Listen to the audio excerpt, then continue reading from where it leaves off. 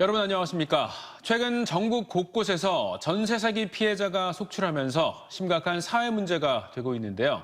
가짜 건물주를 앞세워 다세대 주택을 사들인 뒤 보증금만 받아 챙긴 수십억 원대 전세 사기 사건이 대전에서도 벌어졌습니다. 인천 빌라왕과 동일한 수법인데 피해자 대부분이 20, 30대 사회초년생이었습니다. 이수복 기자의 보도입니다. 압수수색에 나선 경찰이 금고를 열자 돈다발이 가득 나옵니다. 발견된 돈은 하나와 달러를 합쳐 4억 1천여만 원. 모두 전세 사기 혐의로 체포된 50살 남성 A씨가 가지고 있던 돈입니다. A씨는 지인 B씨와 함께 이른바 바지 건물주로 불리는 명의 대리인을 앞세웠습니다. 대리인 명의로 대출을 최대한 받아 다세대 주택을 구입한 뒤 전세로 다수의 사람들과 임차 계약을 맺고 보증금을 받아 챙긴 다음 고의로 갚지 않아 경매로 넘기는 방식입니다. 경매로 건물이 넘어가면 대출해준 은행과 일부 선순위 임차인을 제외한 대부분의 임차인은 돈을 돌려받기 어렵게 됩니다. 인천 빌라왕과 동일한 수법입니다.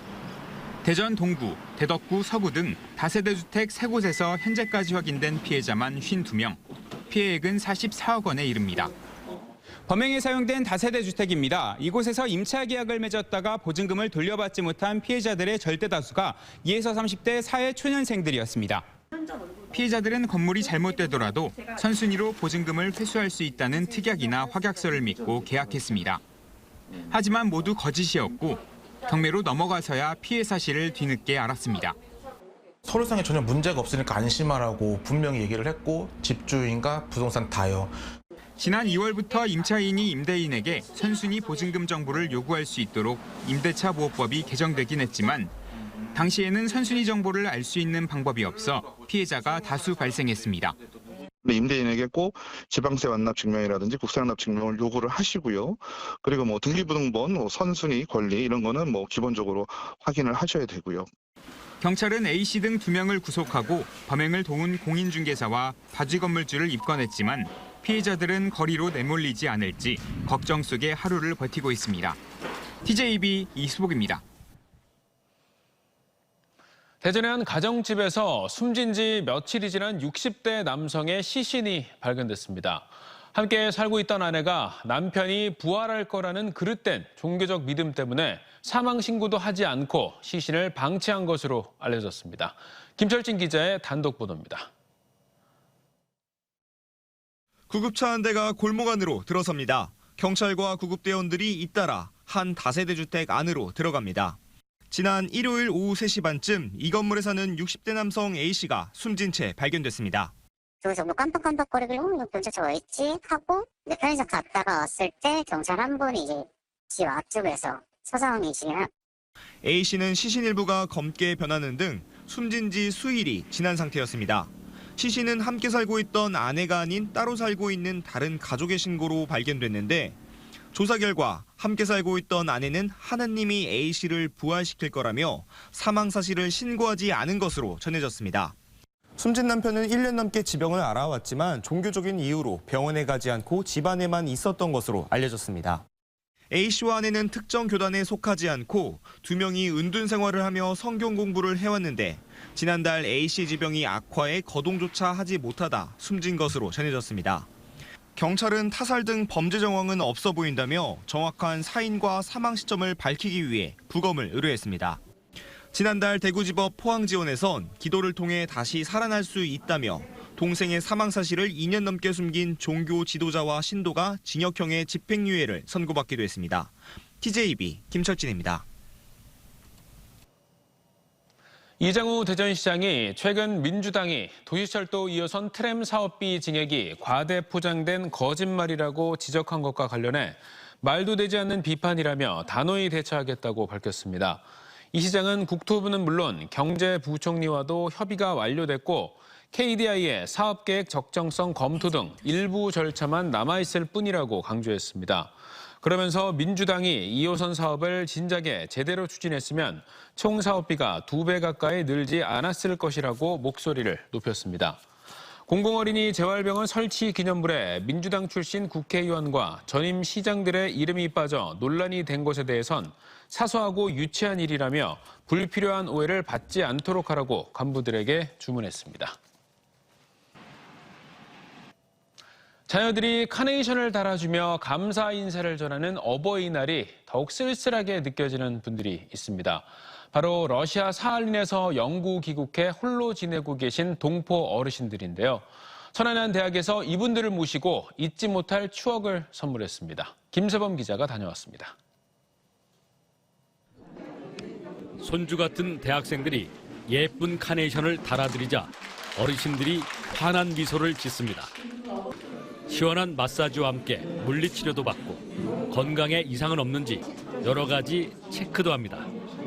예쁘게 화장을 한 뒤 영정사진도 찍고 모델처럼 포즈도 취해 화보도 만듭니다. 드시고 싶은 음식을 미리 주문받아 마련한 잘 차린 한상에 더할 나위 없는 하루를 보냅니다. 지난 2009년 고국으로 영구 귀국한 사할린 동포분들로 당시 100여 명이 천안으로 이주했는데 지금은 40여 명만 생존해 계십니다. 해마다 어버이날이 돌아오면 누구보다 쓸쓸했지만 오늘은 최고로 행복한 날이 됐습니다. 어버이날 초대해 주셔서 감사하고 특별히 학생들이 우리한테 이렇게 잘해주니까 얼마나 기쁘고 정말 마음이 좋습니다. 물리치료과와 항공서비스학과 등 모두 6개 학과 120여 명의 대학생들이 전공을 살려 어르신들을 위해 솜씨를 발휘했습니다. 포롤단신 머나문 이국 땅에서 오신 어르신들이란 사연에 더욱 정성껏 모셨습니다. 전공에서 배운 것들로 어르신들한테 이렇게 꽃단장 해드리면서 어르신들도 정말 좋아하시는 모습 보고 뿌듯한 마음도 들고. 이 대학은 10년째 설 명절 때마다 사할린 동포 어르신들에게 위안 행사를 가져왔는데 올해부터는 어버이날도 챙겼습니다. 모든 과정에 학생들을 참여시켜 스스로 어르신들에 대한 공경심을 기르는 인성교육을 현장에서 펼치는 셈입니다. 우리 학생들이 어버이날을 맞이해서 부모님을 모시듯이 이웃 이 어른들을 모시면서 사랑을 배우고 또 기쁨을 느끼고 또 보람을 가졌으면 좋겠습니다. 홀로 노년을 보내는 사할린 동포와 각자 재능 기부로 하루를 특별하게 섬긴 대학생들의 만남. 우리 사회에 선한 영향력을 미쳤으면 합니다. TJB 김세범입니다. 대산석유화학공단의 한화토탈에너지스는 어버이날을 맞아 지역 어르신 2천여 명을 초청해 대산의 표잔치를 개최했습니다. 대산의 표잔치는 지난 2012년부터 진행되다 코로나19로 4년 만에 개최하는 것으로 식사 접대와 초청 가수 공연, 이벤트 등을 진행했습니다. 중소상공인들과 전통시장을 위한 국내 최대 규모의 판촉 행사 2023 동행축제가 오는 28일까지 전국적으로 진행되고 있습니다. 오늘 스튜디오에 박성효 소상공인 시장 진흥공단 이사장님 모시고 동행축제와 소상공인 진흥 정책에 대해 이야기 들어보겠습니다. 어서 오십시오, 사장님. 반갑습니다. 예. 요즘 이제 코로나 이후에 4년 만에 대면 행사들이 다 이제 회복이 되고 있습니다. 네. 그래서 2023 동행축제에 대해서도 남다른 기대감이 좀 모아지고 있는데요. 네. 올해 행사 내년에 비해서 어떤 점이 좀 달라졌습니까? 작년에는 한 번에 했어요. 근데 금년에는 이 동행축제를 3번 합니다. 이번 5월에 하고 또 추석 때 하고 연말에 하게 되죠.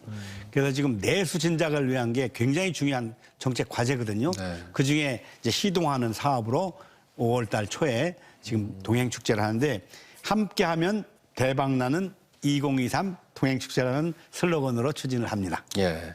올해 이제 또 남다른 점이 이 개막 행사를 비수도권에서는 처음으로 이제 대전에서 이제 한다고 들었거든요. 예. 이 어떤 행사들이 좀 마련돼 있습니까? 아마 서울서 그런 걸 했는데 이제 비수도권에서는 처음으로 우리 대전 은흥정리에서 하게 됩니다. 그래서 지방에서 하게 되는 것이 또한 금년의 새로운 어떤 그 특징입니다. 그래서 대개들 온라인 할인 기획전을 한다든지 전통시장 상점과 이벤트들을 하고요. 또 상권 활성화 구역의 경품 등 프로모션을 하고 민간과 협업해서 플랫폼 사도 연결해갖고 판촉이든지 할인 행사든지 이걸 대규모로 집중적으로 추진을 합니다. 네. 따라서 이제 한 250여 개의 대중소기업 소상공인하고 한 1,800여 곳의 전통시장이나 상점가가 대규모로 참여를 하게 되죠, 전국적으로. 예. 그리고 이제 대전은 은흥정에서 이제 내일 개막 행사를 하게 되는데 은흥정이가 상점가잖아요. 네. 바로 옆에는 또 전통시장이 또 쭉 있고 바로 앞에는 또 지하상가도 있고 집중화된 지역입니다. 네. 그래서 그런 지역을 중심으로 해서 이제 내수 활성화를 위한 이벤트를 추진하고 있습니다. 예. 요즘 뭐 불경기 때문에 소비 심리가 이제 많이 위축돼 있습니다. 그렇습니다. 그러다 보니까 이제 소상공인 분들이 많이 힘들다고 하시는데 그 채용공단에서 이 소비 진작을 위해서 그 예전에 쓰던 이제 종이형으로 된 온누리 상품권 말고 이 충전식 카드형 온누리 상품권 출시하셨다고 하던데 이 지역 화폐 역할도 대신 하게 된다고 하는데 어떤 혜택이 있는지 좀 설명 좀 부탁드리겠습니다. 저희 온누리 상품권이 세 종류입니다. 지류, 종이로 된 게 있고 또 모바일이라는 게 있고 작년 8월에 충전식 카드형 온누리 상품권을 발매했어요. 이게 가장 편리하고 혜택이 제일 좋습니다. 이게 뭐냐면은 스마트폰에다가 앱을 다운받아서 온누리 상품권 앱을 다운받아서 쓰시는 건데 별도로 카드를 만들 필요도 없습니다. 기존에 쓰시던 카드를 그대로 입력해서 쓰시면 다른 조치 없이 쓰실 수가 있고 이게 할인율이 10%입니다. 그리고 월 150만 원까지 혜택을 드립니다. 아울러서 또 이 부분을 카드를 가지고 전통시장에서 쓰시면 50%까지 소득공제 효과를 보게 됩니다. 그리고 지금 기존 카드를 쓰시는 것은 카드대로 그대로 뭐 마일리든지 쿠폰이든지 혜택은 그대로 또 가미가 됩니다. 네. 제가 알기로는 대한민국에서 나오는 이런 유형의 그 상품권 치고는 가장 혜택이 큰 것이 충전식 카드형 온누리 상품권으로 알고 있습니다. 많이들 활용해 주시면 일거양득이 될 겁니다. 예, 5월에 이제 뭐 선물 장만하실 때 좋지요. 이 충전형 온누리 상품권 네. 구매하면 제일 좋겠네요. 요게요 전통시장만 쓰는 게 아니라 상점가로 지정된 데서도 카드형 온누리 상품권이 활용이 가능합니다. 예, 알겠습니다. 우리 이사님께서는 이제 대전시장을 또 지내셨고 네. 그래서 이 지역 경제에 대해서 또 남다른 또 애정을 갖고 계실 텐데 지금 이 어려운 시기에 이 동행 축제의 두 축이라고 하면은 뭐 소상공인분들 또 우리 시민 여러분들일 텐데 또 하고 싶은 말씀이 있으실 것 같아요. 예. 지금 뭐 우리 전통시장이나 소상공인 자영업자가 우리 서민 경제의 기반입니다. 그래서 지금 금년에 다 어려워서 내수 진작을 위한 정책이 정부의 주요 정책이고 윤석열 정부의 국정과제 1호도 그런 소상공인 자영업자의 코로나로부터 완벽한 회복과 성장을 위한 도약을 준비하는 게 국정과제 1호입니다. 네. 금년에 우리 소상공인 자영업자 전통시장에 대해서 뭐니 해도 지원을 하지만 많이 찾아주셔서 물건을 많이 사주시는 것이 가장 큰 효과입니다. 이왕이면은 전통시장도 살리고 알뜰 소비도 추진하시면서 전통시장을 많이 재래시장을 많이 활용해 주시기를 부탁 말씀을 드리는 겁니다. 예. 소비가 애국이다. 뭐 이 정도로 좀 많이 찾아주시는 것이 애양심을 보이는 겁니다. 예. 이웃사랑입니다. 알겠습니다. 오늘 바쁘신데도 이렇게 나와주셔서 고맙습니다. 말씀 잘 들었습니다. 네, 감사합니다. 다음 소식입니다. 소규모 공사장에서 주로 발생하는 건설 현장 사망 사고. 빠듯한 공사비에 맞춰 안전관리비도 줄이다 보니 안타까운 사고가 잇따르고 있는데요. 충남도가 이를 감안해 소규모 현장에 맞는 설계 기준을 만들어 시군에 배포했지만 이마저도 잘 지켜지지 않고 있습니다. 강진원 기자의 보도입니다. 지난해 5월 충남의 군 지역 공사장에서 호환블록 아래로 인부가 떨어져 숨졌습니다. 또 2월에는 굴삭기 작동 이상으로 운전자의 몸이 동체에 끼어 목숨을 잃었습니다. 두 곳 모두 5억 미만의 작은 공사 현장. 안전 관련 장치가 미흡한 게 한 원인이었습니다. 지난 2021년 충남 건설 현장에서 사망한 22명 가운데 공사비 50억 미만인 소규모 현장이 16명, 73%를 차지했습니다. 공사비가 적은 경우 안전관리에 대한 투입 비용도 적어 사고 위험이 상대적으로 높아집니다. 현재 안전관리비는 총 공사비와 연동해 산정되는데 관급 발주 50억 원 미만은 1.2%, 5억 미만은 1.85%로 이런 규모에서는 제대로 안전유도원 한 명 세우기 어렵다고 업계는 한결같이 말합니다. 3개월짜리 공사나 5개월짜리 공사나 모든 것들이 실상적으로 안전유도원을 한 3, 4일 정도 배치시키면은 그 안전관리비가 다 소진될 정도로 금액이 적다라는 얘기죠. 안전을 강화하려면 적정한 수준의 공사비가 확보돼야 한다는 얘기입니다. 사실 소규모 현장에서 이 같은 안전사고를 최소화할 수 있는 방안은 이미 마련돼 있습니다. 충남도가 지난 2020년 전국 최초로 소규모 공사 현장 설계 기준을 만들어 일선 시군에 배포한 바 있습니다.